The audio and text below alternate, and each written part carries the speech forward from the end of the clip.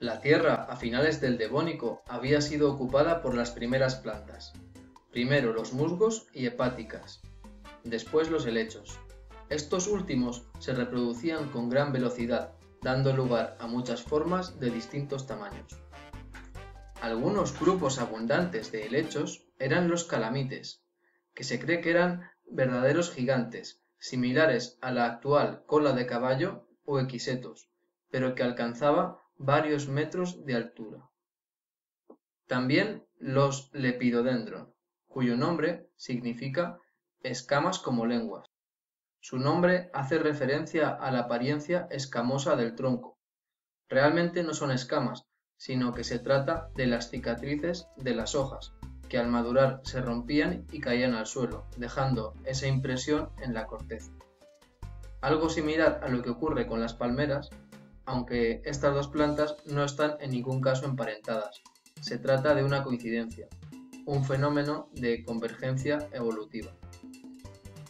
Por la cantidad de restos fósiles que tenemos de esta época, la Tierra estaría llena de bosques de helechos gigantes, como los que te he contado ahora mismo.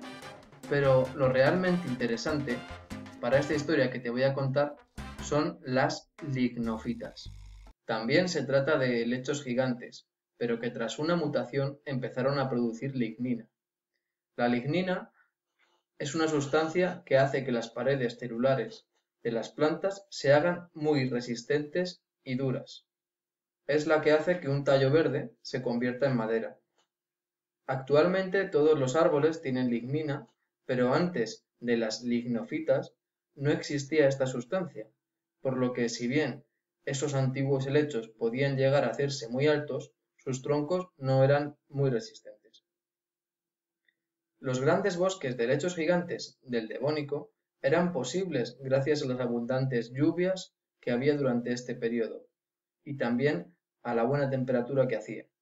Si bien pueden soportar cierto grado de sequía, estas plantas necesitaban del agua para poder reproducirse, ya que, como sabes, los helechos no pueden reproducirse sin agua. Muchas lignofitas tuvieron gran importancia como formadoras de bosques durante este periodo.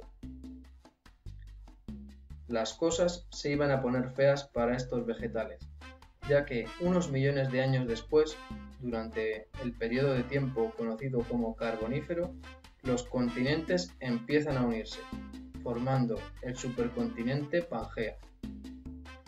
En el interior de Pangea las lluvias son cada vez más escasas.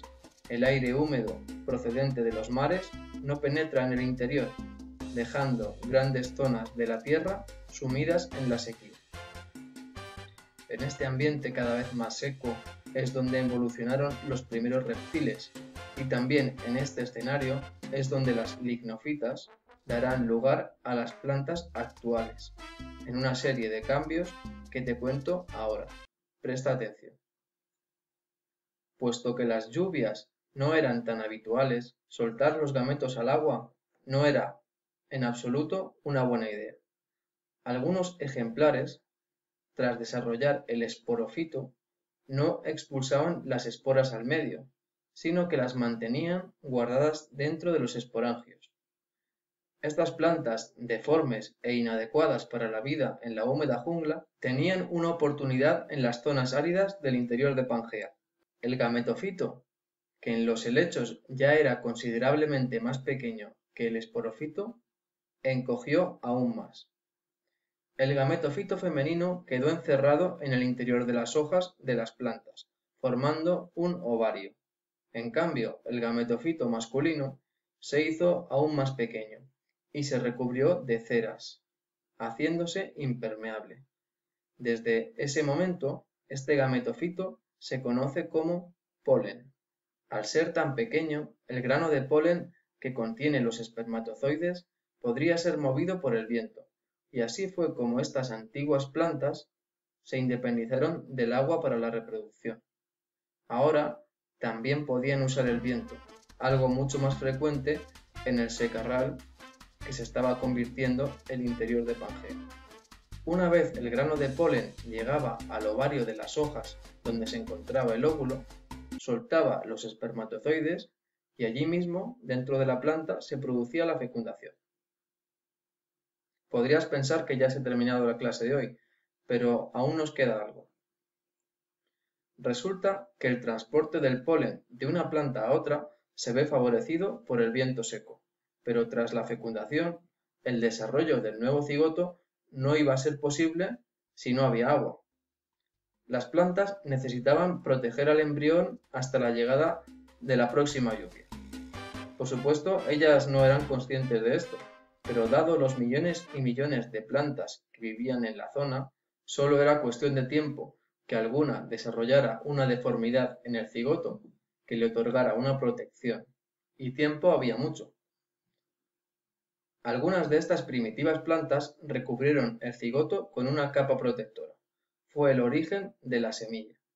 La innovación fue tal que las descendientes de estas plantas se reprodujeron con tanta facilidad que ahora todo el mundo era suyo.